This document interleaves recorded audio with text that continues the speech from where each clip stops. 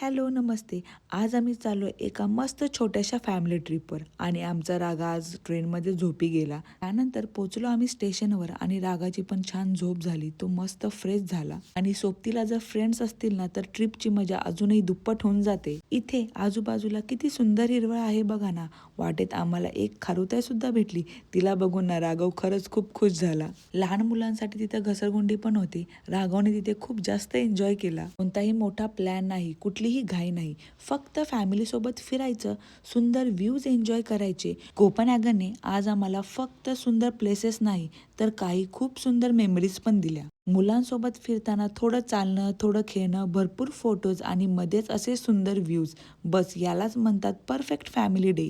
आणि मग फायनली कोपनहॅगनची फेमस आयकॉनिक लिटल मरमेड पाहायला गेलो. फोटोजमध्ये आपण कितीही वेळा पाहिली असेल, पण प्रत्यक्षात समोर उभं राहून पाहण्याची फिलिंग काही वेगळीच आहे. समुद्राच्या काठावर शांत बसलेले लिटल मरमेड आणि आजूबाजूला सुंदर सिनरी, हा कोपनहॅगन मधला आजच्या दिवसाचा एक सुंदर हायलाइट होता. यानंतर आम्ही आलो कोपनहॅगनच्या वॉटरफ्रंट जवळ. समोर पसरलेलं पाणी, शांत वातावरण आणि थंडगार हवा. काही वेळासाठी फक्त इथेच उभं राहावं आणि हा व्ह्यू एन्जॉय करावा असंच वाटत होतं. आणि खरंच हे मोमेंट्स काही वर्षांनी पाहताना अजूनच स्पेशल वाटतील. तर गाईज, तुम्हाला आजचा व्लॉग कसा वाटला कमेंट करून नक्की सांगा. आणि हो, असेच आमचे फॅमिली मोमेंट्स आणि ट्रॅव्हल स्टोरी पाहण्यासाठी मला फॉलो करायला विसरू नका. भेटू नेक्स्ट व्लॉगमध्ये. तोपर्यंत बाय.